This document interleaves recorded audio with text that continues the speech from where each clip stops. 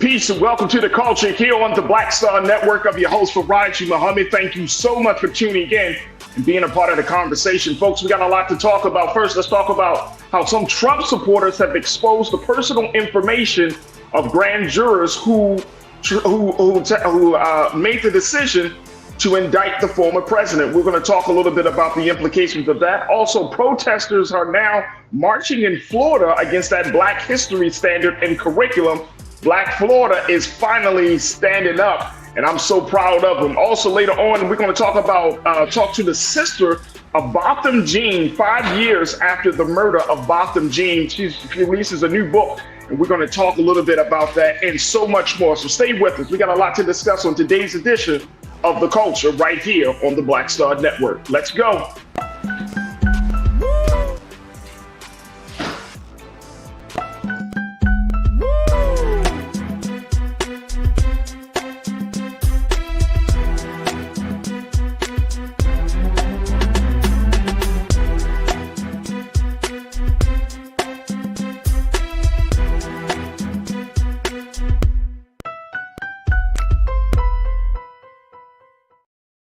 All right, folks, welcome to The Culture here on the Black Star Network. I'm your host, Farajii Muhammad. Thank you so much for tuning in and being a part of the conversation. First and foremost, I appreciate y'all for checking in as we are streaming live right now on blackstarnetwork.com. We're also streaming live on Amazon News on your Roku television, where you can find us 24 hours a day, 7 days a week. And of course, we are streaming live on two major platforms, social media platforms, Facebook and on YouTube. And it's on YouTube where you can go under Roland Martin's YouTube page and you can see the show streaming live. But not only that, folks, you can join us in the conversation, be a part of the culture crew for the day. And we would love to hear what you got to say as we have these discussions. Big shout out to the culture crew that have already checked in. Deidre Hall, thank you so much. Hello, Deidre. Robin Welch, good to connect with you once again, Robin. Thank you, sis. You don't like my music? Check one, check two. Yes, sir. Good to connect with you, bro. Nicole Spicer, hey, Nicole. How are you? Cindy D. Cindy, hello. It's good to connect with you. My sister Karen Connor. Karen, hello. Welcome. Karen, we'll see you very soon. Yes. Tiana, thank you. Hey, y'all. Hey, Tiana. Pauline, Miss Pauline, this is a pleasure. Always checking in from the great city of Cleveland. Lonnie, reading and math, get you a job. I hear that. Carl Bowden, Carl, thank you so much. You said, what is there to be proud about Florida? Folks are saying enough. That's why, Carl, people are like, enough is enough. We needed to see some type of disruption there. So we'll talk a little bit more about that, Carl. Totally trusting him. Hello, good to connect with you.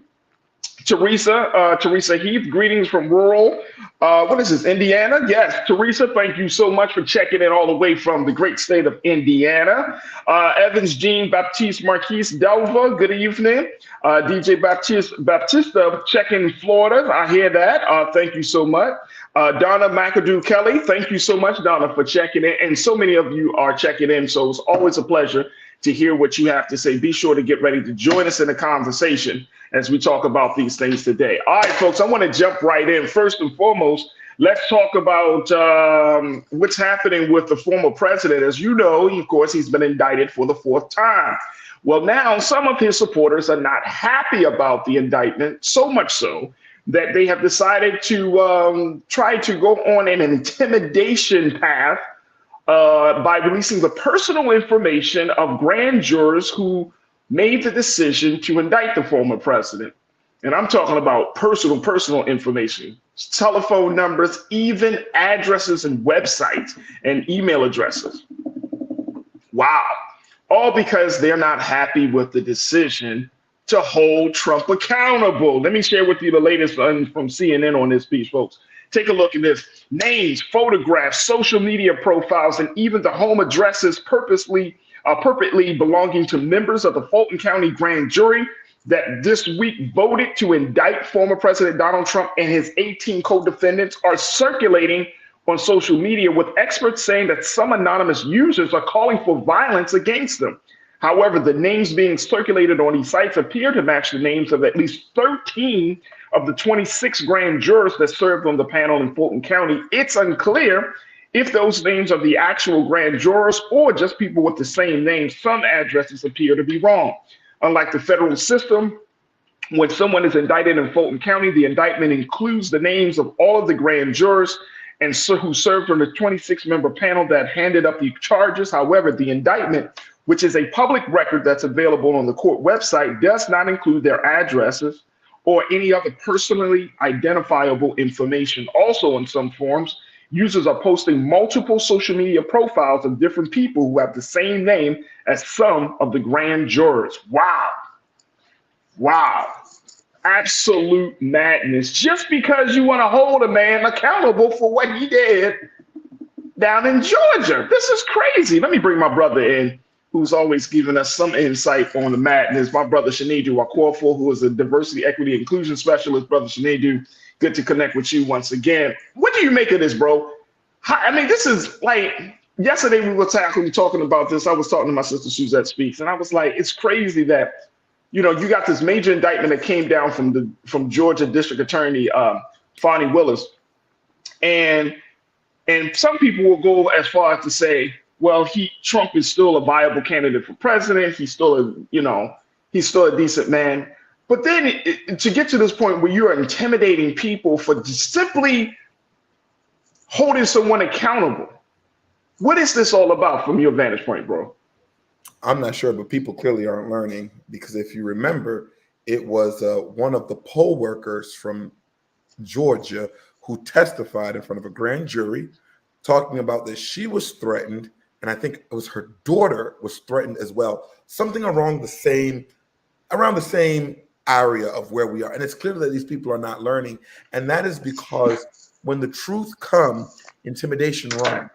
And I think intimidation is what is being pushed. And for me, and I'm not making this a race thing, but what I think about is when Black children were desegregating schools and there were the kids and the families, you know, spitting at them, throwing things at them, mocking them. It's the intimidation that they try to use to kind of sidewind and make people scared of going for the truth.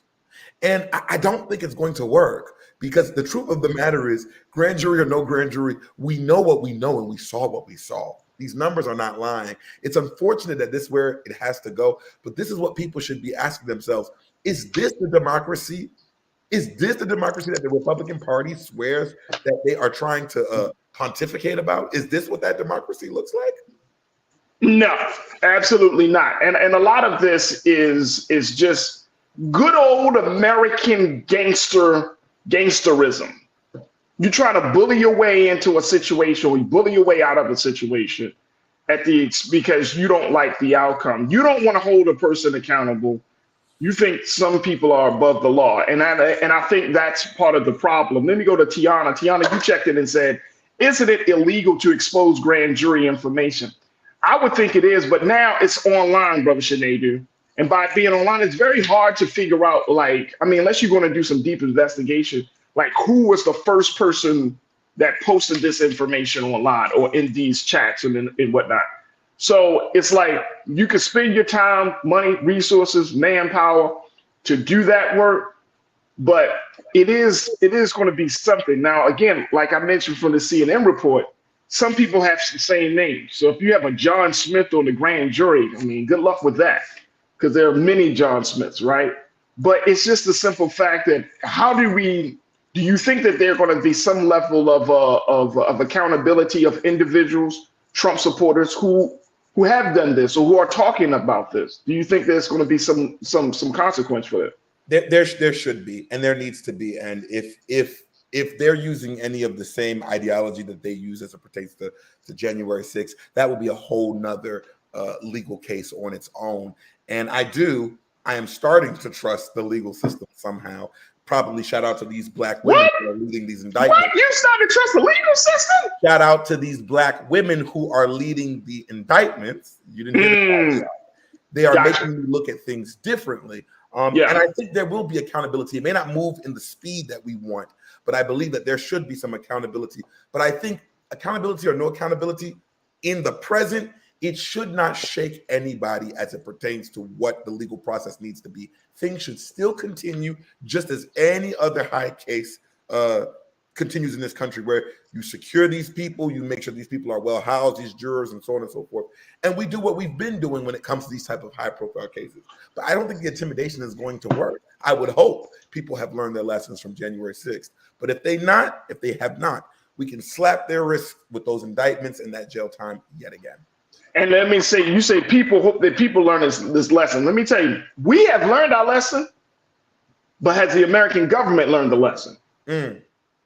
That's the bigger question, because the American government should have certain things in place right now. And I think, and I know this might be a big ask, Brother Sinedu, but given the magnitude of the situation that we're seeing around Trump, not just his personal life, but just the impact of him on the Republican Party, him on the largest system of democracy, there should probably be some very, very serious conversations around constitutional amendments within the next year or two. Or constitutional, I know we have constitutional conventions, right, where there should be some discussions, because the Constitution does not speak to having a man that's been 4 times indicted, 2 times impeached, running for office. There's no law against that, but it's ethically not good. So, and then when you're looking at the situation around January 6th, then when you look at the situation about how some Trump supporters are exposing things, like, there has to be something in place to hold people accountable. Real Brooklyn, you checked in, my brother. You said, did we really think that this whole situation was going to be clean? We see how dirty politicians can get with their TV commercials. So why would this be any different? Absolutely. No, you know what? I probably fall in that category a little bit, Real Brooklyn. I didn't expect them to start exposing people's information, but I don't know if it's because those folks are just that good with technology, or if the Fulton County court system is that bad with security. I don't know which one that came first. Is it, the chicken or the egg type of thing for me? You know what I'm saying? Like, is it that easy to get that grand juror's information? I don't know. What's your take on that very quickly, Sinedu?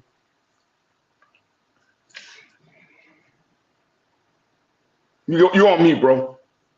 There we go. I'm with you on that one. I'm not too sure. I'm not too sure. And I do think this is something that we do because we do live in a social media age. This information just came out. We need to let things play out a little bit. We need to see where this is going to go. I don't want to assume. I don't want to say something that we have to end up retracting. I'm going to let this play out a little bit longer and see what happens.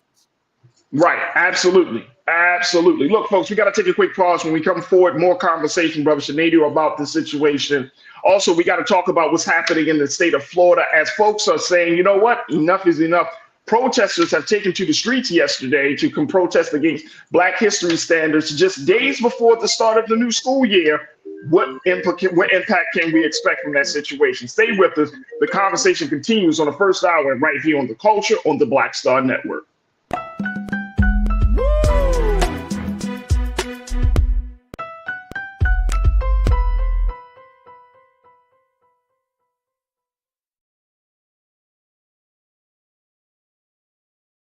When you talk about blackness and what happens in Black culture, we're about covering these things that matter to us, speaking to our issues and concerns. This is a genuine people-powered movement. There's a lot of stuff that we're not getting. You get it, and you spread the word. We wish to plead our own cause.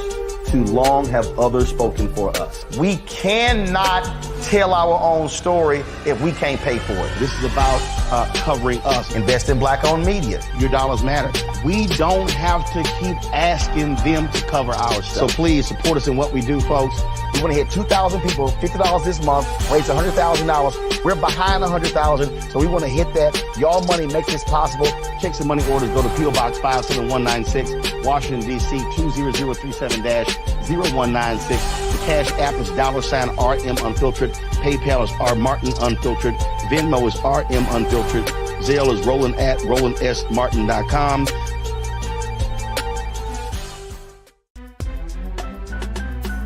I'm Farajii Muhammad, live from LA.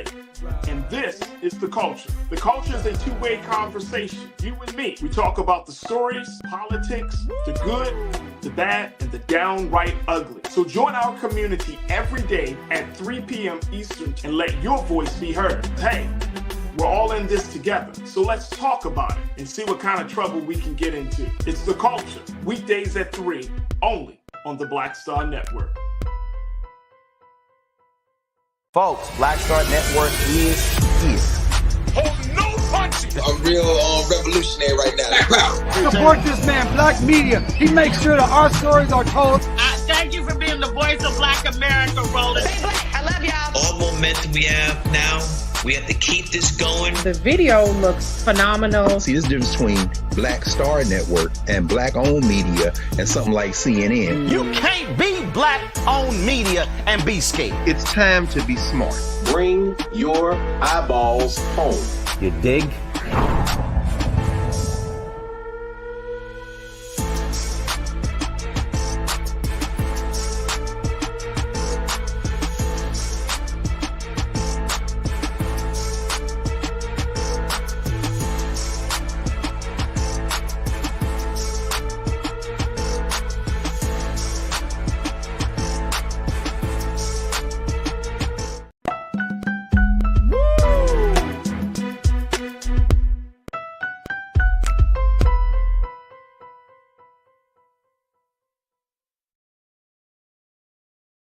All right, folks, welcome back to The Culture here on the Black Star Network. We've been checking in with my brother Shinedu Okorafor as we talk about grand jurors and personal information being exposed by Trump supporters as a result of their decision, their vote to indict the former president down in Georgia in Fulton County, and has created some serious concern about the safety and well-being of these individuals whose information might be put on a lot of different social media spaces and whatnot. I want to bring my brother Shinedu back into the conversation here because I think, Shinedu, this is a telling situation about where we are. You mentioned this in your remarks in the beginning. This is where we are. We are literally at a point where people are so upset, they're so enthralled with a personality that they're willing to go this far. They're so enthralled with the personality, they're willing to even deny the truth. And I think that's the big part for me, that if you can't even accept the truth of a matter, you're gone. You're gone, bro. And we're seeing this more and more, that people, regardless of how well you laid out the case or how well you explain the situation, people are still going to be like, you know what, that's not true, that's not true. You're just trying to kid him. You're just trying to, and it's sad. Pauline, my sister, you checked in. Pauline Hurt, you said grand jurors' names and personal information need to be kept confidential. That's what I would think. But now you wonder, Brother Shinedu, and this is going down a conspiracy theory path. But then you wonder, like, okay, this is Georgia. Trump does have some supporters in Georgia. Trump's going to have some supporters that work in the courthouse. Some inside job type situation, right? It could happen. Like somebody is leaking this information from the courthouse. A Trump supporter that's a bailiff, a Trump supporter that is a court clerk, a Trump supporter that's held as a judge. Well, we don't know. That's not quite a conspiracy if you're looking at the breakdown of some of the people who were there at January 6th. We learned that some of those people were law enforcement, some of those people had high positions. That's not conspiratorial. That could actually be the facts for people who do want to sow division in this country. And that is scary. And we talked about this during the leaking of the Supreme Court rulings. If there isn't a level of secrecy and confidentiality when it comes to law paraphernalia or what have you, then what the hell are we even doing? What's going on? Absolutely. Janelle, you checked in, my sister. You said these names weren't sealed after the proceedings were done. That's a problem. See, this all goes back down to, again, this is not just an individual problem. This is a systemic problem. Any state, and here's the thing, folks, and I don't want to put this out there in this respect because I don't want to But we do have to recognize that we're living in a time where a system or any person who is on the other side of this, who may not support the president, our district attorney, Fonnie Willis, you gotta protect the system. You gotta put some protection around the system, right? I mean, we can act as if things won't get bad, but folks, how many of us actually truly expected Trump to be voted as president? I mean, come on, let's be for real. So we got to get out of this space. Like Fonnie Willis needs to be protected. Anybody that's working on the case needs to be protected. The grand jury should be protected. And guess what? The United States government needs to provide the protection. Like a serious situation here. Like putting it out like that. I know the resources are thin, but we can put money in a lot of other places, and that doesn't fit us at home. But if people are trying to simply do their job, and we can have this level of protection for Fonnie Willis or anybody that's involved in this investigation in this case, just simply put it like, yo, if you're serious about protecting and preserving democracy, you need to protect these individuals. Because some people don't care about the rule of law, Brother Shanadu, and they will go as far. I mean, how many times now have we heard of threats against political figures? How many times we heard of threats against the president? They just locked up somebody else. I'm trying to remember. I just came across one story. They were talking about doing some type of harm to another political figure in the state.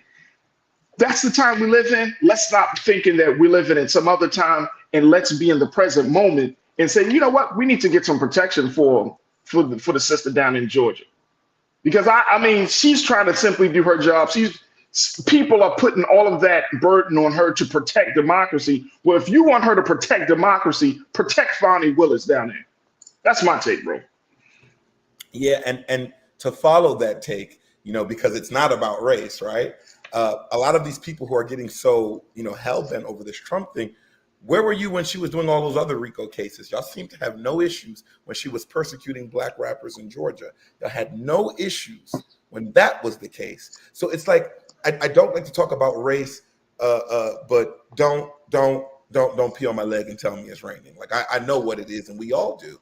She needs to be protected because what she is doing is her job, and it's shameful in our democracy that someone who is doing their job needs to be protected higher when it comes down to rule of law. And it's a shame, but no man. And I think the reason why it's important for Trump to be indicted and hopefully jailed is because let that be a lesson to any American. No one is above the law. We need to make sure that is understood, because the truth of the matter is, if he gets away with all of this, your concern should not be Donald Trump.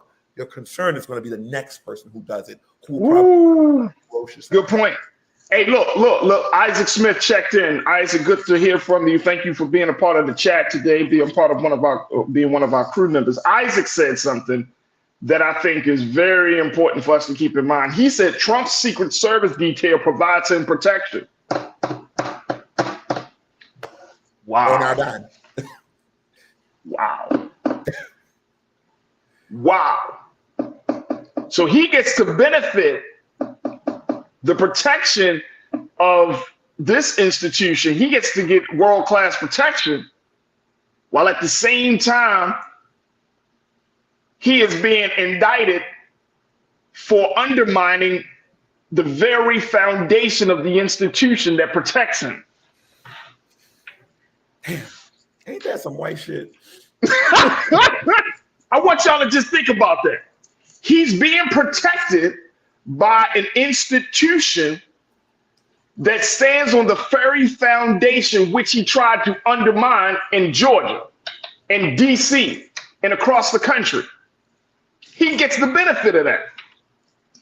So you mean to tell me at this point, should he not lose his Secret Service protection? Come on, Isaac, you brought that up, man. I appreciate it. What does it take for a man to get Secret Service protection? It's one thing you president of the United States. It's another thing when you former president of the United States that tried to legitimately disrupt the national election for your agenda. whether it's in DC or whether it's in Georgia, and then you still get protection from the institution that you try to disrupt from. You disrupt. Because nobody can run up on you. Nobody can go to you.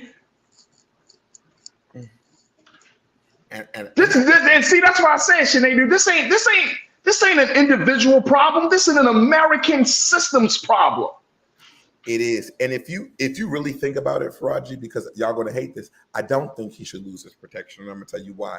I think Trump became president to insulate himself from everything he's done before and the things. And that's the problem. Because that's the problem, bro. We can't have. He could look what we found out in Mar-a-Lago. Think about if we let that man on the loose. He could sell things that you and me haven't even heard of to the next highest bidder, to the next person who would give him asylum. So we gotta imprison him and still protect him in the and we all know Cindy. Who else says it? Cindy, Evans. Everybody, we know presidents get protection for life. Mm-hmm.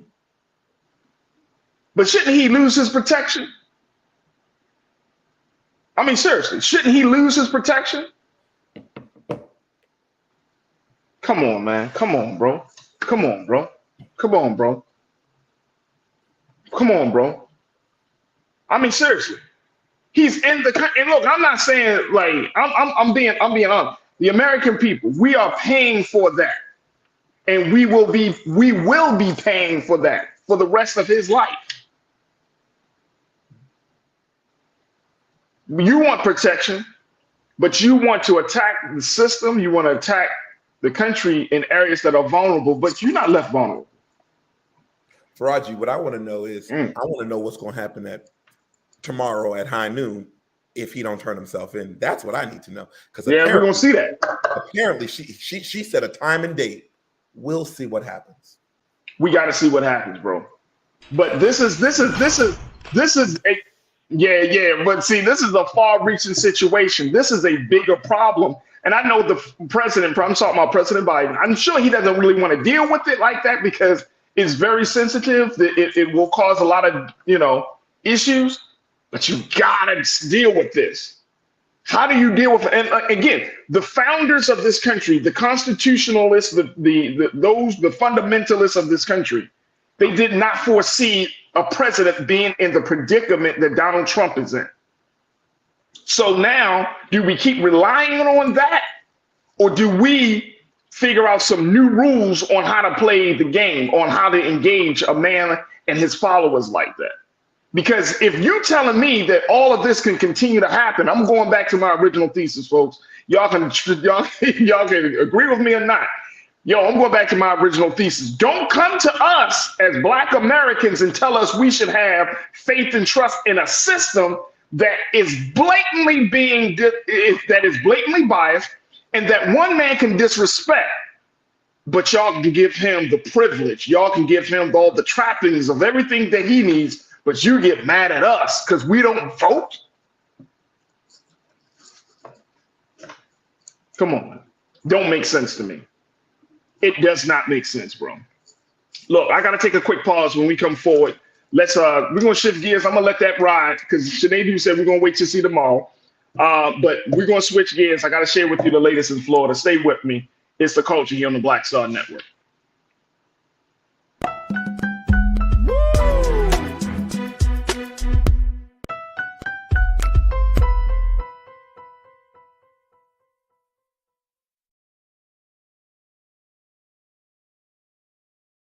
When you talk about blackness and what happens in Black culture, we're about covering these things that matter to us, speaking to our issues and concerns. This is a genuine people-powered movement. There's a lot of stuff that we're not getting. You get it, and you spread the word. We wish to plead our own cause. Too long have others spoken for us. We cannot tell our own story if we can't pay for it. This is about covering us. Invest in Black-owned media. Your dollars matter. We don't have to keep asking them to cover our stuff. So please support us in what we do, folks. We want to hit 2,000 people, $50 this month, raise $100,000. We're behind 100,000, so we want to hit that. Y'all money makes this possible. Check some money orders. Go to P.O. Box 57196, Washington, D.C. 20037-0196. The Cash App is $RM Unfiltered. PayPal is R Martin Unfiltered. Venmo is RM Unfiltered. Zelle is roland@rolandsmartin.com. For decades, the tobacco industry has deliberately targeted Black communities and kids with marketing for menthol cigarettes. It's had a devastating impact on Black health. Tobacco use claims 45,000 Black lives every year. It's the #1 cause of preventable death. In the 1950s, less than 10% of Black smokers used menthol cigarettes. Today, it's 85%. Menthol cools and numbs the throat, making it easier for kids to start smoking. Menthol also increases addiction, making it harder for smokers to quit. Menthol cigarettes are a big reason why Black Americans have a harder time quitting smoking and die at higher rates from smoking-related diseases like cancer, heart disease, and stroke. It's time to stop Big Tobacco from profiting off Black lives. An FDA ban on menthol cigarettes will improve Black health, save lives, and protect future generations from addiction. Learn more at tobaccofreekids.org/ban menthol. Hatred on the streets, a horrific scene, a white nationalist rally that descended into deadly violence. White people are losing their damn minds. An angry pro-Trump mob storms the U.S. Capitol. We're about to see the rise of what I call white minority resistance. We have seen white folks in this country who simply cannot tolerate Black folks voting. I think what we're seeing is the inevitable result of violent denial. This is part of American history. Every time that people of color have made progress, whether real or symbolic, there has been what Carol Anderson at Emory University calls white rage as a backlash. This is the rise of the Proud Boys and the Boogaloo Boys. America, there's going to be more of this. Here's all the Proud Boys, guys. This country is getting increasingly racist in its behaviors and its attitudes because of the fear of white people. The fear that they're taking our jobs, they're taking our resources, they're taking our women. This is white fear.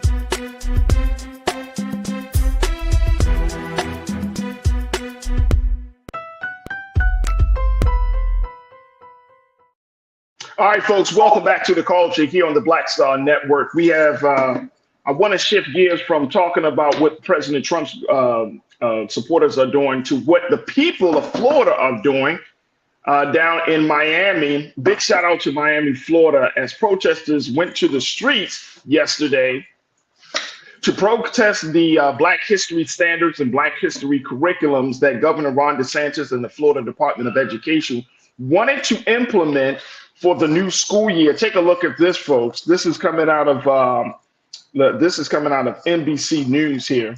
We want to share with you very quickly. Dozens of teachers, students, and labor leaders marched to a Miami school district headquarters yesterday to protest Florida's new standards for teaching Black history, which have come under intense criticism for what they say about slavery. These new state standards that DeSantis has come up with will not be tolerated in our schools. We will not let our children be taught that slaves benefited from their slavery. That's a lie, said March organizer Marvin Dunn, who serves as a professor emeritus of psychology at Florida International University. Now, let me share with you the second thing here. About 50, and Ken, that's post quote two, thank you. About 50 protesters who started the 1 mile trek from Booker T. Washington Senior High School in Miami's historically Black Overtown neighborhood chanted, "What do we want? Truth. When do we want it? Now. What if we don't get it? Shut it down." They were greeted by another 50 protesters at the school board building where speakers addressed the crowd. Among them was Tennessee Representative Justin Pearson. The true history is that Black people have always fought to make America what it ought to be, and has always resisted what it could be, Pearson told the crowd. He said, we've always fought for the America that we know is possible. That is not here yet. Justin Pearson, down in Florida, showing his support and standing in solidarity with folks down there, folks. But Sinead, I'm so happy that folks came to the streets to protest this new standard for teaching Black history, bro. This is what we've been waiting for. I know I've been waiting for this. I've been waiting for this, man. I was like, yo, what's going on in Florida, man? Like, why isn't anyone else looking to speak out about this? But we're seeing it happening days before the new school year starts. How do you think this thing is going to turn up? Do you foresee something like a strike? Do you think that some students are going to not show up for the certain classes? What would you say as an organizer and activist yourself? How would you proceed with the next step? There are limitless possibilities, but the one that matters the most is the one that involves a ballot. So this is good for now. This is what I've learned through my maturation of activism. It's the noise making is part of it. The noise making is to get you to pay attention, but there needs to be something electoral, legislative that we also need to focus on. Florida, y'all voted this man in. He did not steal an election. He did not appear at night. This man got elected in, and we have to be cognizant of the folks that we're electing, not during, not after, but before. So I'm hoping that this protest will lead to those type of conversations that will be demonstrated in the ballot box. But I don't think the people should stop. I think all forms of Americanism should come out. And when I say all forms of Americanism, I mean protest. I even mean capitalism. Can somebody use this to now create some type of after-school program that parents can sign their kids up for to get the actual? And it's unfortunate, but this is our nation. This is how this nation has always existed. Whatever we can do, I think there needs to be multiple forms of protest, active and passive. I agree with you, brother. And again, I want to give a big shout out to the folks, the teachers and everything. And it's such a small number, right? Like, this is the thing that I'm hearing. When we talk very quickly, Brother Sinead, when we talk to some of our brothers and sisters down in Montgomery, Black folks did some action down in Selma to shut down the gas station down there. Very few numbers. We're reporting that about 50 to 100 people shut down, got into this protest. Very small numbers. Talk to us from your vantage point, bro, why it's important for us not to get caught up in the big numbers and during the action, but to at least have some numbers to get the action started. Well, because it has been proven in America that numbers only matter at the end. Right now, when you're getting people involved, it's important that it's getting attention. And I think what activists need to understand, or people who are involving themselves in activism, is that stand on your belief and let the nature of American society do the rest. Because clearly it's getting somewhere, because it's being picked up by the Black Star Network, and we're talking about it right now. The news is talking about it. It's being reported. And when that happens, that's when more people will come up, and then it becomes a national movement. That's how these things spiral. So small and mighty is a real thing. But in that point, the reason why I don't want you to get lost in your numbers, because we saw this in the Black Lives Matter movement. Sometimes when you get too big too fast, your message gets very, very lost and convoluted. So I think they need to stay structured, start with their small voices, and that small voice can be very, very powerful. Oh, absolutely. Folks are checking in. The crew is checking in. La Kelly, you said Black Floridians, your vote matters. Absolutely. Thank you so much. Who else I'm seeing here? Robin Welch, because a lot of Black folks didn't vote, that's why he won. I would homeschool. That might be the move for a lot of Black parents, Sinead. Let me see here. What else we got here? Because folks are checking in. I see my sister Suzette Speaks is in the chat, checking in all the way from Miami, Florida. So, I mean, it shows that something is happening. It shows that something is happening. I'm wondering, what's the ultimate goal? Is it to delay the start of the school system? I wonder if it's to, our teachers are going to start kind of pushing back on this.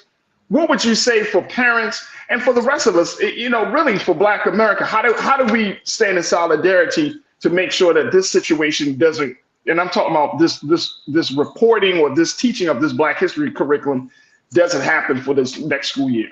Well, I have to be very clear. This is for Black America, but this is not about Blackness. This is about American history being removed. And that's why I believe if our white colleagues really believe about what happened and the truth, it is their job to stand in front, because we know parents tell their kids Black history, and we know that Black kids live it every single day. But if folks really care about education, then we need some of these white allies or whatever you want, or history thumpers who really care about history. If it's not about race, let it be about history. We need to make sure that we have those white folks, those Jewish folks. And I say that because who would dare say that if the Holocaust didn't happen? We would be in uproar. So we would love our colleagues from the Jewish community to come and stand up with us. We would like our folks from the white community to come up and stand with us, all different people of races and creed, because if you can erase this history, you can erase any history. Absolutely. Nemra Abi Oye, you checked in, and hopefully I'm not mispronouncing your name. You said it's amazing how the powers that be are sanctioning this in Florida, because it only sets the children up for a rude awakening when they learn the truth, either in life or in college. And guess what, folks? That's what we're fighting for. That's why we're having these discussions, because at the end of the day, Brother Shanady, you know it and I know it. If you go through life being ignorant of who you are, where you come from, and your overall history and the impact that you have made on the present space that you're in, you're going to be a dangerous person. And I'm not talking about in a good trouble type of way. I'm talking about you're going to be used as a tool and a pawn. And essentially, you will not move the ball of progress forward. So we need to make sure that at every turn, to always let people know this is wrong and we got to do something about it. My brother Shanady Wakorfor, I appreciate you and love you, man. Thank you so much for your time this afternoon. God willing, we'll reconnect with you next week. Inshallah. Thank you, brother. Thank you, brother. All right, folks, we got to take a quick pause. When we come forward, let's change the conversation. It's been 5 years since the killing of Botham Jean in his own home. And today, we're going to be checking in with his sister, who has just, who is going to be releasing a new book called After Botham Jean, 5 years later. And we'll talk a little bit about the case and the work that she's doing to make sure that we not only talk about police brutality, but we also talk about healing. Stay with us. That conversation is up next with her right here on The Culture on the Black Star Network.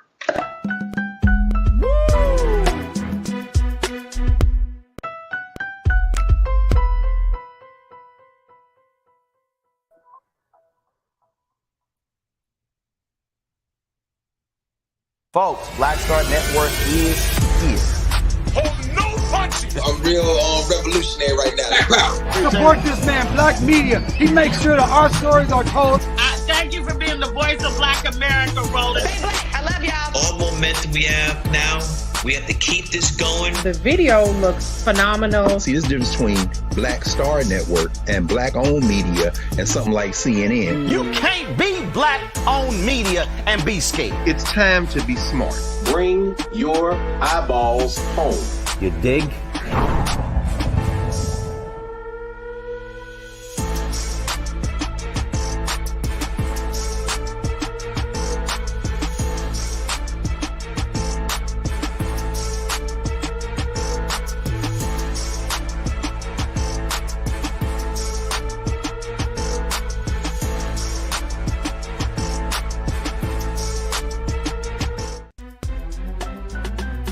I'm Farajii Muhammad, live from LA. And this is The Culture. The Culture is a two-way conversation. You and me. We talk about the stories, politics, the good, the bad, and the downright ugly. So join our community every day at 3 p.m. Eastern and let your voice be heard. Hey, we're all in this together. So let's talk about it and see what kind of trouble we can get into. It's The Culture, weekdays at 3, only on the Black Star Network. When you talk about blackness and what happens in Black culture, we're about covering these things that matter to us, speaking to our issues and concerns. This is a genuine people-powered movement. There's a lot of stuff that we're not getting. You get it, and you spread the word. We wish to plead our own cause. Too long have others spoken for us. We cannot tell our own story if we can't pay for it. This is about covering us. Invest in Black-owned media. Your dollars matter. We don't have to keep asking them to cover our stuff. So please support us in what we do, folks. We want to hit 2,000 people, $50 this month, raise $100,000. We're behind $100,000, so we want to hit that. Y'all money makes this possible. Check some money orders. Go to P.O. Box 57196, Washington, D.C. 20037-0196. The Cash App is $RM Unfiltered. PayPal is R Martin Unfiltered. Venmo is RM Unfiltered. Zelle is Roland at RolandSMartin.com.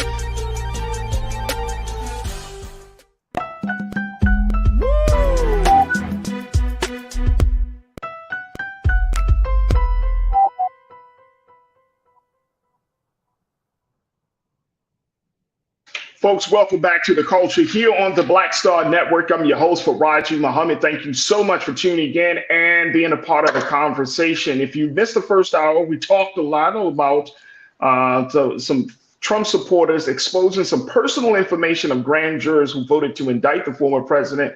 You should definitely check out that conversation. And we talked about just some of the latest moves happening down in Florida as teachers and community members and labor organizers take the streets of Miami-Dade County to protest Black History standards. We're keeping our eyes on that situation as school is about to start in a few days.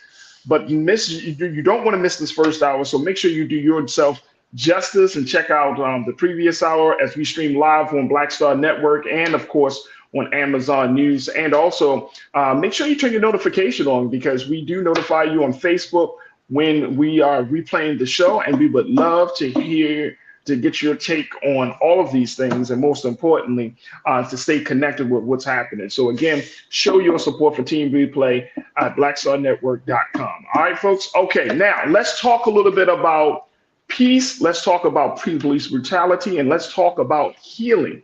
This is the next part of the conversation with my very special guest, who is the sister of Botham Jean. This is the Black man who was shot and killed while in his own home by a former police officer, Amber Geiger. And it was almost 5 years ago, folks. We were coming up on the anniversary, on the acknowledgement of that day. I don't like to use the term anniversary, but we're coming up on the acknowledgement of that day. And his sister is going to be joining us in a moment to talk about her new book, After Botham: Healing from My Brother's Murder by a Police Officer, as she is still working through getting past the pain of that day, and most importantly, to make sure that other families don't experience that same pain. So we want to welcome to the airwaves of The Culture here on the Black Star Network, Elisa Charles Finley, to talk to us about this brand new book that will be hitting the shelves on September 5th, and to talk about the work that she is doing of healing and creating peace in the community. Elisa, thank you so much for checking in with us this afternoon. How are you, ma'am? I am good. Thank you for having me. Absolutely, absolutely. First and foremost, my heart and prayers continue to go out, and our heart and prayers here at The Culture, we continue to go out to you and to your family, dear sister. Even though it was 5 years ago that your brother, we lost your brother, the pain is still very real. I think a lot of people are still in a state of shock. We're still feeling that pain of what has happened to your brother. So I'm going to start this conversation off this way, sis. How are you and your family? How have you been over these past 5 years? The past 5 years have been, I would say, a roller coaster, especially with emotions and grief. So we're really trying. It's a daily struggle. There are times where we still don't. I wake up and don't believe that this is my reality, that Botham isn't here anymore. But it is a continuous journey. To not just healing from losing Botham, but to just keeping his memory alive, because that is for me top on my priority list. And I want to personally apologize for mispronouncing your brother's name, Botham, because we've heard it in I don't want to do that. So again, I apologize for mispronouncing your brother's name. But I totally I can only imagine. I don't understand. I'm not going to say that because I don't. But I can only imagine how it has been an up and down roller coaster. Do you feel like, even though time has passed, and there's that old saying, sis, that time heals all wounds. Is this a case where that can be applied? No. I think what happens in time is that you learn to live with your pain. You learn to adjust. I like to explain it as if you're, it's like having one arm. It's like driving with one arm. In the beginning, it's very hard. But you adjust. But it doesn't make it easier. You still have one arm. So this is, living without Botham, living with this fight against the city of Dallas because they still refuse to take responsibility, even though Amber Geiger at the time was a police officer. But we do it for Botham. There was a moment in her trial where the judge approached her. Mm-hmm. What was that moment like for you to see that was that level where the judge walked off of the bench onto the floor and begins to confront and console, comfort and console Amber Geiger in that situation as a Black woman? I mean, how did that? What was going through your mind and your heart and your spirit at that moment?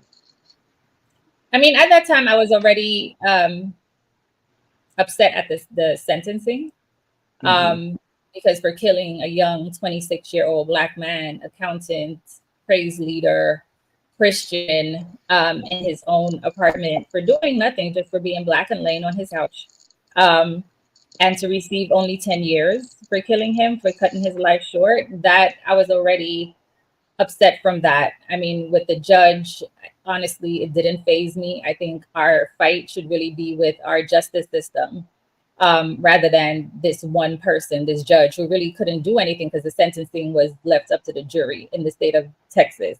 It's left up to the jury to decide the sentencing, and they're basically ordered to pick a number between 0 and 99, and there you go, that's the sentencing. So they came up with 10. So I think right now I choose to focus more on our laws, our policies, even on a federal level, so it could blanket all states then, rather than the judge.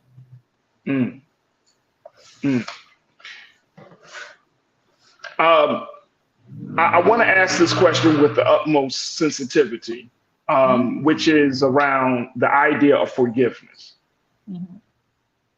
As Black folks, we forgive. Are you in that space at this point? Is your family in that space at this point of forgiving Amber Geiger for what she has done, or is that not the place you're at? I could only speak for myself, and I will say no, I'm not there. I'm honestly not even entertaining being there. I know a lot of people were really upset, especially our Black community. They were upset when my brother Brant publicly forgave Amber Geiger, and I've asked everyone to just respect it, even though you don't understand it, you respect it. That was his decision. For me, I'm not there. Will I ever get there? I don't know, and I'm not forcing it.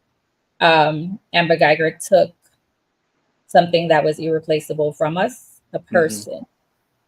And I still don't think she has ever shown remorse. I have written her a letter in jail wanting to go see her because I just didn't believe her story. I had questions, and she has yet to reply. So there's that. And then her parole is coming up next year. So I'm more working on myself than forgiving Amber Geiger. But she never replied to your letter? No.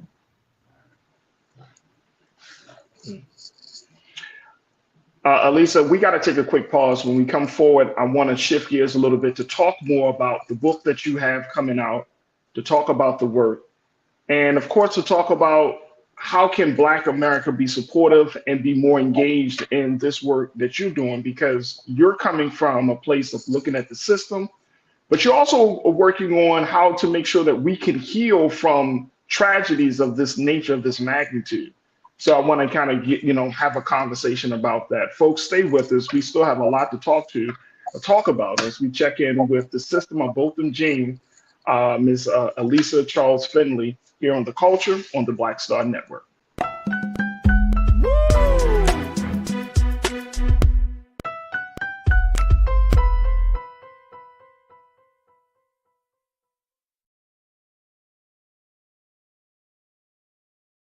When you talk about blackness and what happens in Black culture, we're about covering these things that matter to us, speaking to our issues and concerns. This is a genuine people-powered movement. There's a lot of stuff that we're not getting. You get it, and you spread the word. We wish to plead our own cause. Too long have others spoken for us. We cannot tell our own story if we can't pay for it. This is about covering us. Invest in Black-owned media. Your dollars matter. We don't have to keep asking them to cover our stuff. So please support us in what we do, folks. We want to hit 2,000 people, $50 this month, raise $100,000. We're behind 100,000, so we want to hit that. Y'all money makes this possible. Check some money orders. Go to P.O. Box 57196, Washington, D.C. 20037-0196. The Cash App is $RM Unfiltered. PayPal is R Martin Unfiltered. Venmo is RM Unfiltered. Zelle is Roland at RolandSMartin.com.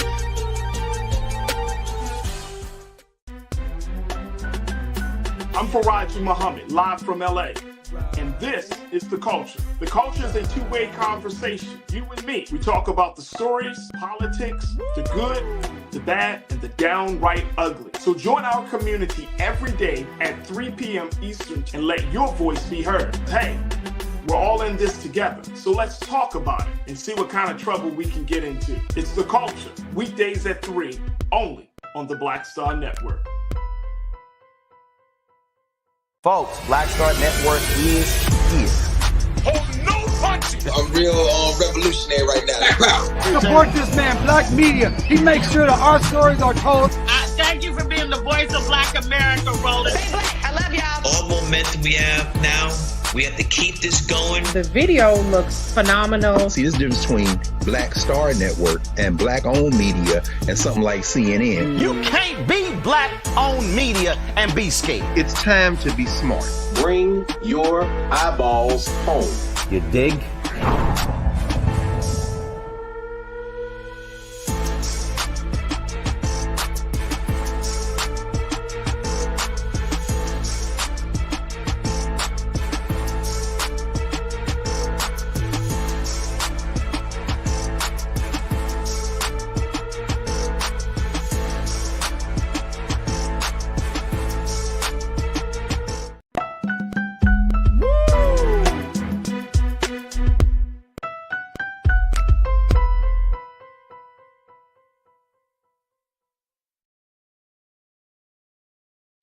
Folks, welcome back to The Culture here on the Black Star Network. We have been checking in and talking to Elisa Charles Finley, the sister of Botham Jean. And Elisa serves as the author of a brand new book called After Botham, Healing from My Brother's Murder by a Police Officer, which is the story of what happened to her brother and how she fought through the aftermath to find peace, healing, and life. Now, this book is going to be released on September 5th, almost 5 years to the day after his death.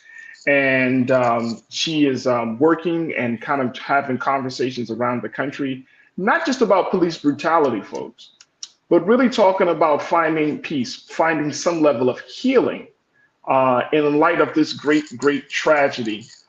Elisa is also the president of a group called Sisters of the Movement, which is a coalition of sisters of police brutality victims working in unity with one another. And she's also the president of the Botham Jean Foundation, which promotes Christian intervention for social change. Elisa, again, we thank you for your time with us here on The Culture. You're doing some very powerful work. So let me start with the book here. This inspiration, you decided to release this book now, or to have this book put out now. What was the inspiration behind that?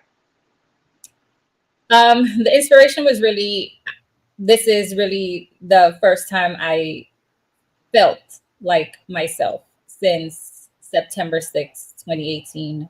I started working on getting back to me in 2021. It took that long to, try to release a lot of the anger.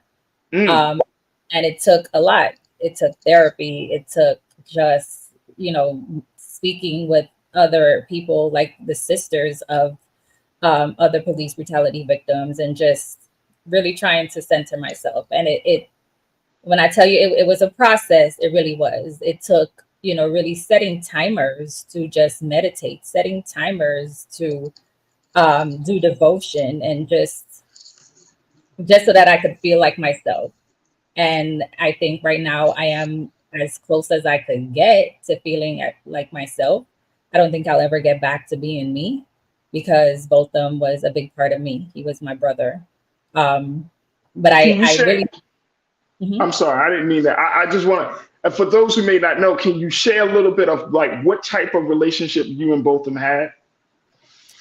So I'm the oldest, so he called me Big Sis. I was his, yes. And we spoke every day, almost every single day. The last conversation I had with him was on September 6th, 2018, and I spoke to him up until he got into his apartment. I think part of my anger also fueled from guilt, because part of our conversation, that day was the first game of the NFL season, and a friend of his, Kevin, invited him to go to a sports bar to watch the game, and I said, no, stay home. Because I felt, you're safer at home. And he listened to his sister, and he stayed home. And a few hours later, I got a call from Baylor University Hospital asking me to identify my brother over the phone. So you advised your brother just to stay home, just enjoy the game at home on that day. Yes. And he advised, and he listened to you because you Big Sis, thinking nothing of it. I mean, it's just it's a conversation about a game. Right. How did you feel like you were responsible for this in any way? In the beginning, I would say yes, I did. I think the mind is a messed up tool, because my mind played tricks on me. I've ran through every single scenario there is where I could have prevented it, even though I know deep down inside I couldn't have. But yeah, for a while I blamed myself. For a while I felt like I didn't deserve to be happy. I remember the first time, and it's in the book, the first time I laughed after Botham was killed, and I felt so guilty to laugh. So it was a whole process. So yeah, in some way I felt responsible, because if he went to the sports bar with Kevin that night, chances are he would still be alive.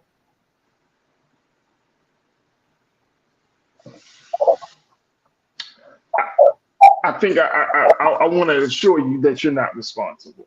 That's the least that I can say about that. I want to assure you that you are not responsible for the death of your brother.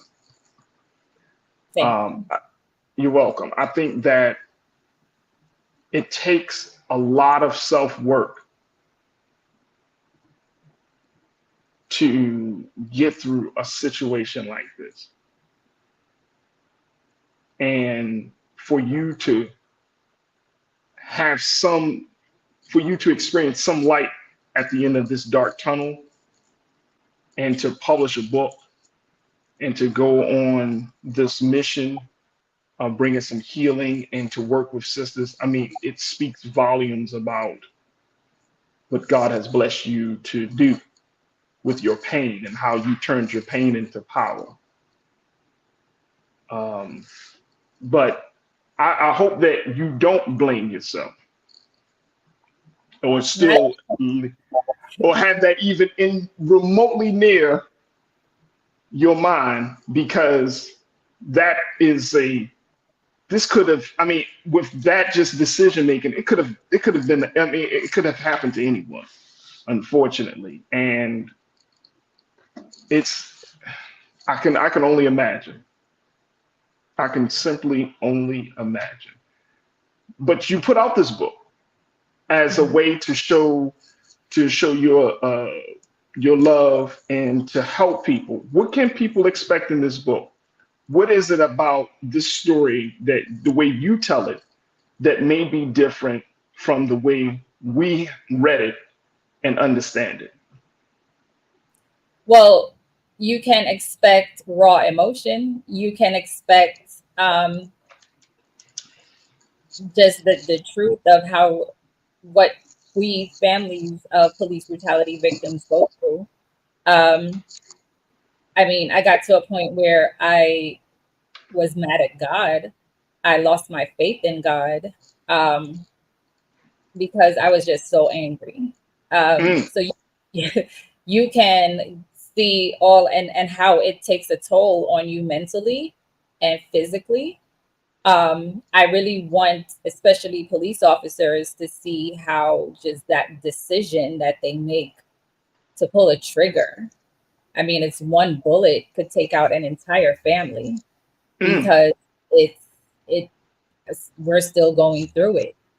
So I want them, especially police officers, to really keep that in mind before they profile us, before they look at the color of our skin as a weapon. I want them to think and treat us as human, as equal. To other people, to other families of victims, I want them to see that there is light at the end of the tunnel. I'm not going to say it will be perfect, because 5 years later, I'm still crying for my brother. I still miss him. I still sometimes dial his number just to see if someone will pick up. But it's a process, and it's okay. It's okay to go through the process. It's okay to go through the stages of grief and feel like you're healed, and then go back to the anger or go back to the sadness, because we're human. Right. And Elisa, that's the other part I was going to ask, and we got to take another pause. But when we come back, I want us to, share your some of the lessons that you have learned along the way for your healing journey, because a lot of us tend to think that, like I said earlier, that it's been 5 years, you should be further along, or that because you have national support, that you should be in a better place. But this is a journey, and everybody is affected differently, right? Even those of us who just read the story is affected. And so I would love to kind of get some more insight from you as to what your healing journey has been, and the overall feedback that you've gotten from Black folks, from law enforcement officers, and from other folks about not just your brother's story and your healing journey, about what can be done next. And then I'd like to share with you, because folks are checking in from all around the country, at least, you have a whole tribe of folks. We call them our culture crew. Our culture crew is checking in as we stream live on YouTube and on Facebook. They are in full support of your healing and your family's healing. And they have been showing up a lot of prayers. I'm seeing a lot of hearts in the chat.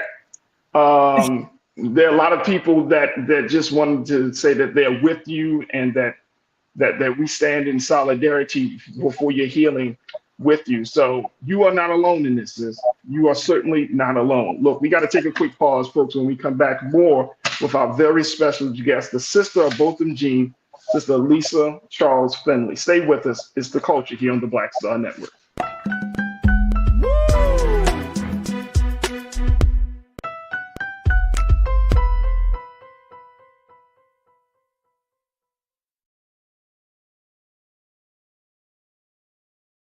Folks, Black Star Network is here. I'm real revolutionary right now. Support this man, Black Media. He makes sure that our stories are told. Thank you for being the voice of Black America, Roland. All momentum we have now, We have to keep this going. The video looks phenomenal. See, this difference between Black Star Network and Black-owned media and something like CNN. You can't be Black-owned media and be scared. It's time to be smart. Bring your eyeballs home. You dig?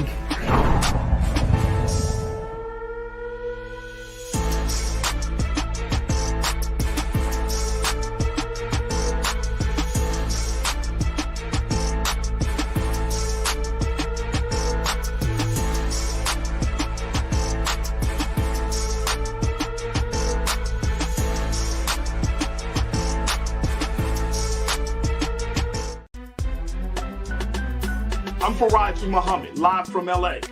And this is The Culture. The Culture is a two-way conversation. You and me. We talk about the stories, politics, the good, the bad, and the downright ugly. So join our community every day at 3 p.m. Eastern and let your voice be heard. Hey, we're all in this together. So let's talk about it and see what kind of trouble we can get into. It's The Culture, weekdays at 3, only on the Black Star Network.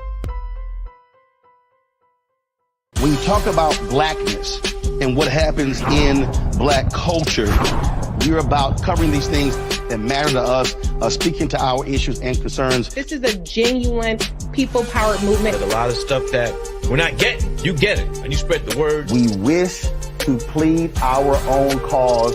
Too long have others spoken for us. We cannot tell our own story if we can't pay for it. This is about covering us. Invest in Black-owned media. Your dollars matter.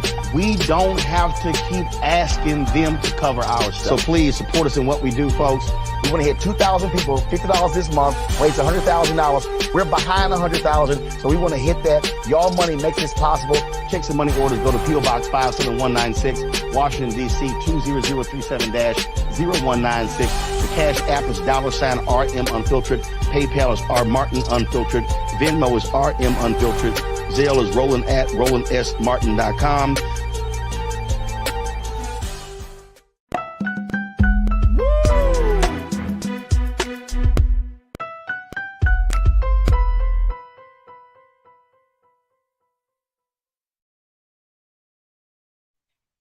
Folks, welcome back to The Culture here on the Black Star Network. We've been having a very, very important and special conversation with our very special guest, Miss Elisa Charles Finley, who serves as the author of the book After Botham, Healing from My Brother's Murder by a Police Officer.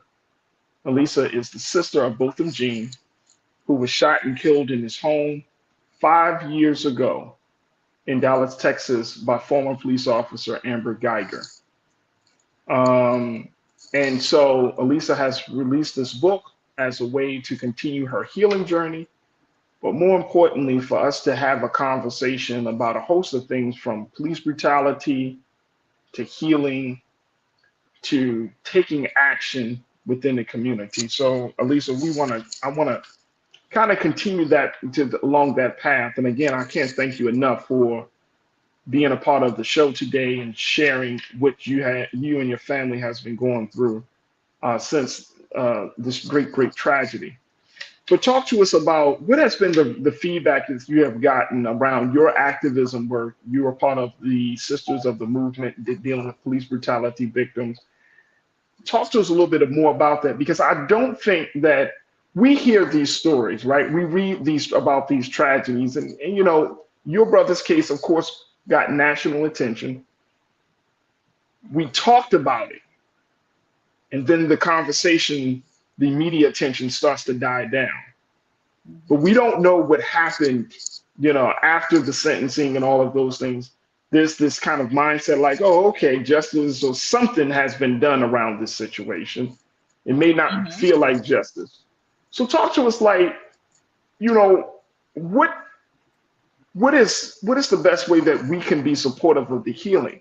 Like how hard is it for families that who lose their loved one in such a public way?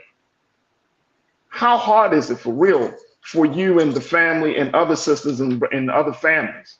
So that way we can be more respectful when other tragedies come up, that we don't handle a tragedy like the way, and I'm not saying we mishandled it, but I just don't want us to kind of get into a space where it's just like it's hot news today and no follow up about healing tomorrow.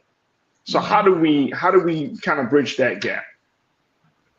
Well, I think you're doing a great job just by asking the question, just by acknowledging, because yes, I have encountered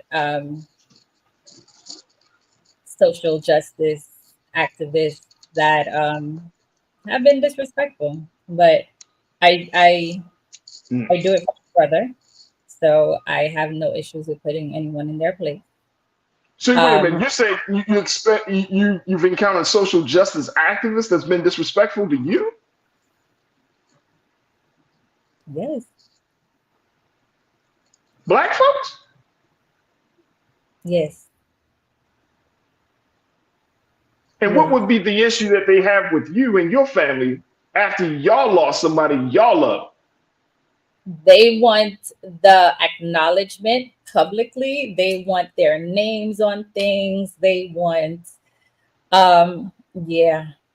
And I sometimes I get, requests, and if I say no, it's like, well, but I protested for your brother. So, yeah.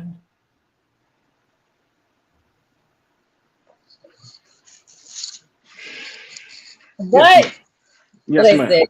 I am Listen. And look, I'm just saying, look, this is the culture. This is the Black Star Network. Our founder is Roland Martin. We're gonna keep it real. I want you to keep it 1,000 with us, because trust and believe, our supporters want us to keep it real. We want to keep it real. So if that is the situation, and it's heartbreaking to hear.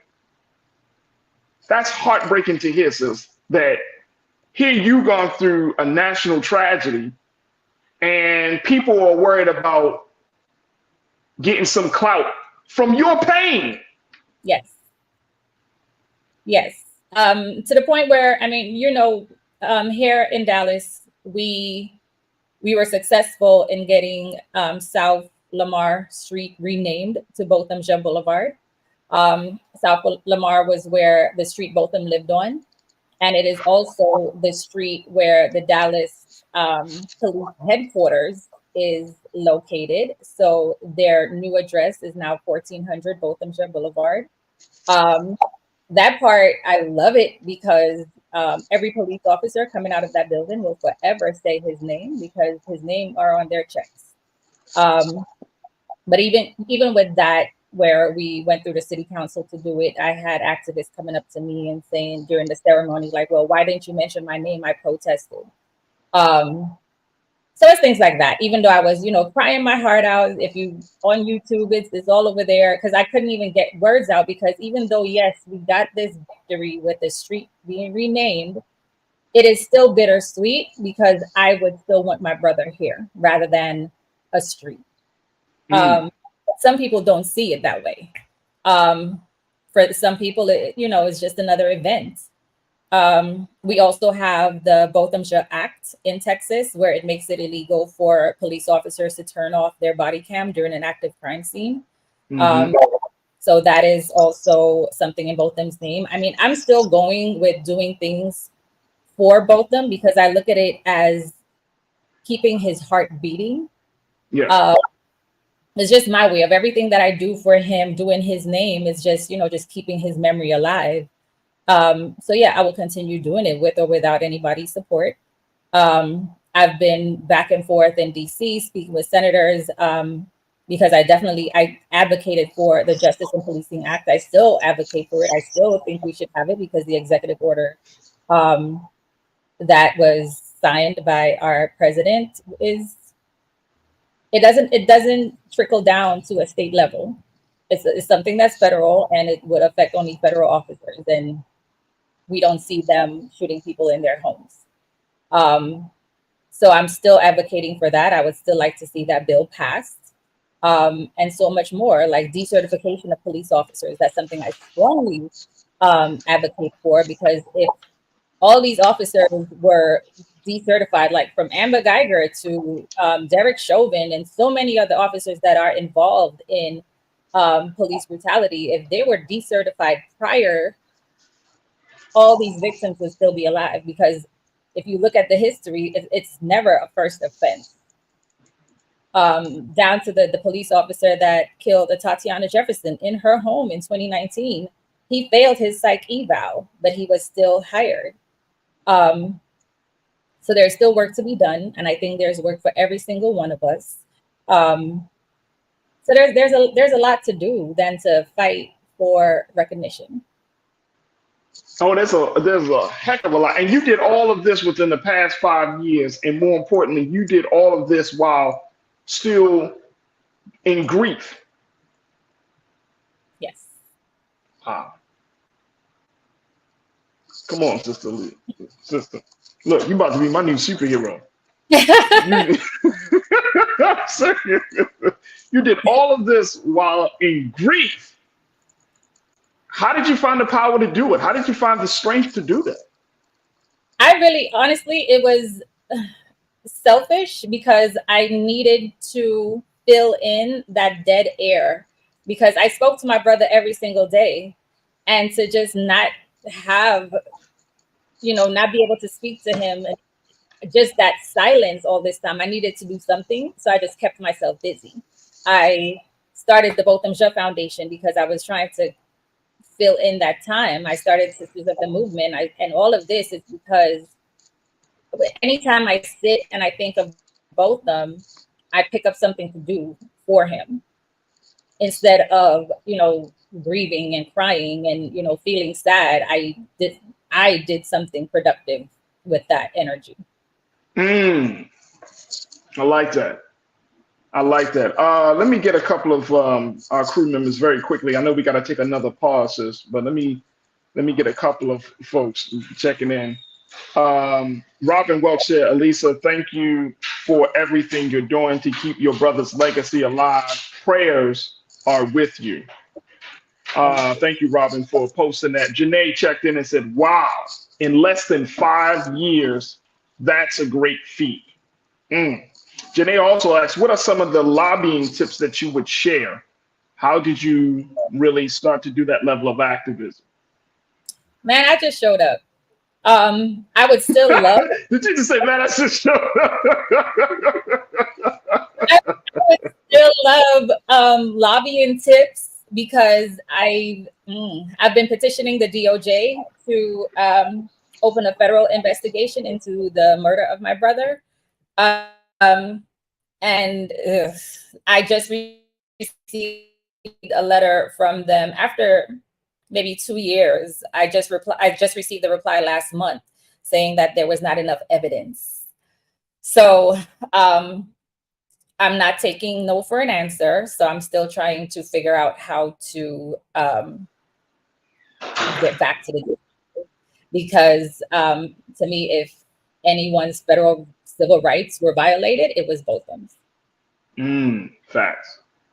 Absolute facts. Sis, we got to take another quick pause. When we come back, I want to talk to you about your faith, because as part of you setting up the foundation, you made it explicitly known that you wanted this to include the Christian intervention for social justice and social change.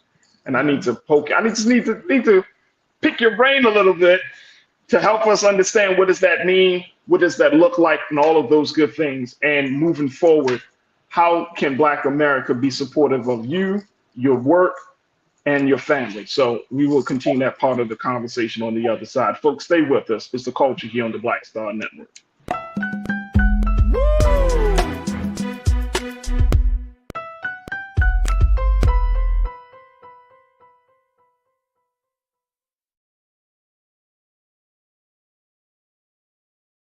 When you talk about blackness and what happens in Black culture, we're about covering these things that matter to us, speaking to our issues and concerns. This is a genuine people-powered movement. There's a lot of stuff that we're not getting. You get it, and you spread the word. We wish to plead our own cause too long have others spoken for us. We cannot tell our own story if we can't pay for it. This is about covering us. Invest in black-owned media. Your dollars matter.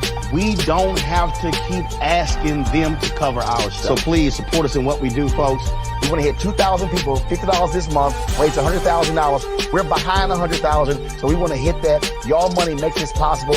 Check some money orders. Go to P.O. Box 57196, Washington, D.C. 20037-0196. The Cash App is $RM Unfiltered. PayPal is R Martin Unfiltered. Venmo is RM Unfiltered. Zelle is Roland@RolandSMartin.com.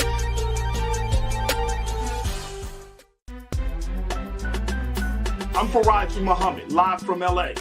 And this is The Culture. The Culture is a two-way conversation. You and me. We talk about the stories, politics, the good, the bad, and the downright ugly. So join our community every day at 3 p.m. Eastern and let your voice be heard. Hey, we're all in this together. So let's talk about it and see what kind of trouble we can get into. It's The Culture. Weekdays at 3, only on the Black Star Network.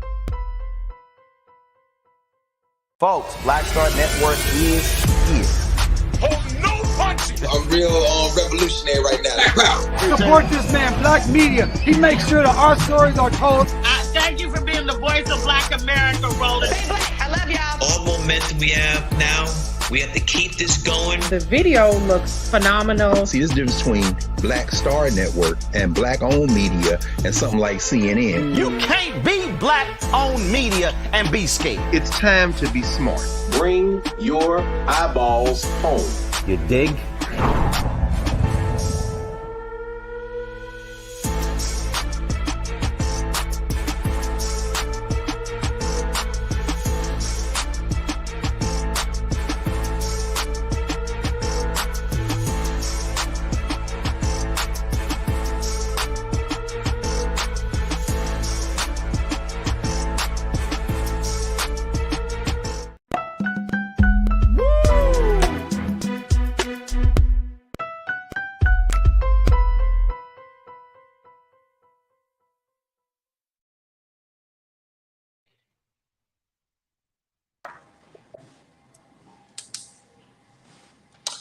All right, folks, welcome back to The Culture here on the Black Star Network. I'm your host, Farajii Muhammad. We have been having the conversation with the sister of Botham Jean, Sister Elisa Charles Finley, who serves as the author. She serves as the president of the Botham Jean Foundation, and she's also a part of the Sisters of the Movement, which is a support group for women who have experienced the loss of life from police brutality. I want to bring my sister back into the conversation as we are talking about this. And, you know, again, I can't thank you enough, sis, for everybody, for all that you've done. Everyone is checking in about this, and they're saying a lot, basically saying that they are in solidarity with you. Let's talk a little bit about your approach to this, because you're doing all of this work. You're doing the lobbying work. You're doing the policy work. You're connecting with other sisters and those who have lost someone because of police brutality.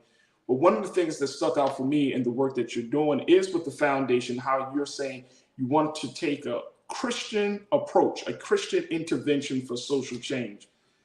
What does that mean? What does that look like? And why did you highlight that part of that, you know, that approach for this work? So I highlighted that part because Botham was a Christian. That was the center for him.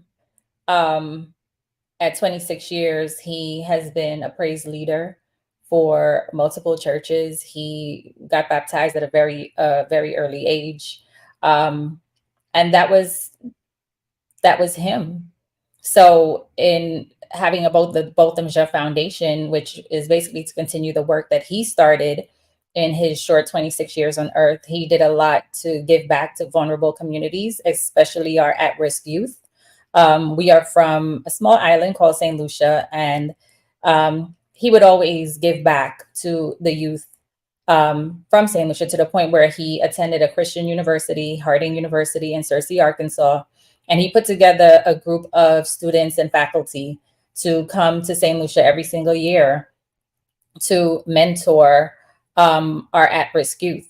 So that was something we wanted to continue, and we're still doing, along with so many other things in his name to give back. Like right now, we have in St. Lucia, we have a summer program called BJS, Botham Jean Youth Empowering Skills Program, where we take 160 students who are not excelling academically, and we train them with skills that they can use beyond high school.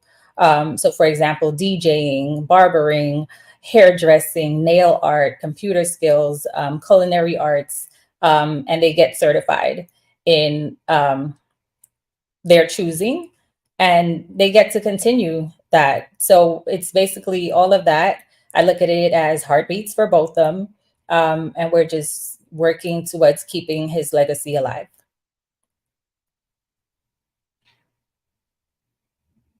All right, there we go. Just to make the point that work is an important work to inspire the next generation. How many young people are you talking about that you are touching, that you are affecting, sis? Well, every year we do we started doing 100, and we got just so many people reaching out. So this year we did 160, even though our limit was 150, but we couldn't say no. So we accepted the 10 more because it's important. And again, we're doing it for both of them. That is fantastic. We have a few moments left, and I know that since your faith is a huge part of this, how earlier in the conversation you talked about how you did lose faith. Mm-hmm. That the grief was that heavy, and you didn't say this, but I'm understanding that level of darkness was that heavy upon you. How were you able to get through that? I retrained myself. It was really just reintroducing myself to God, or my relationship with God. Because yes, even though I've been a Christian for very long, just like both when that happened, my faith wavered. I was mad at God, and I couldn't tell anybody about it because how do you tell somebody that you're mad at God? So I worked on it after a while, and I would say 2021 was that turnaround year for me, where I really started working on it. Like I put timers in my phone, reminders in my phone to devotion in the morning, devotion in the evening, meditation, and, just doing these Bible studies and just really working on that relationship to get back to where I was. And that was the foundation for me to my healing. Absolutely. Absolutely. Let me share with you more comments that they're coming in. Cindy D checked in and said, keep advocating. Change will come as long as it takes.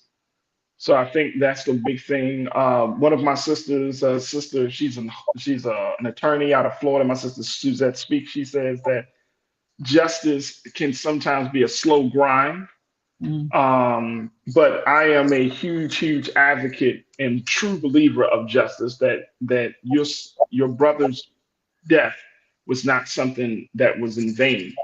We will always lift up the name of Botham as part of the conversation about why it's important for us to keep going and, more importantly, hold people accountable. Janelle, my sister, said, I'm so glad that she's sharing the truth about what survivors go through with the clout chasers.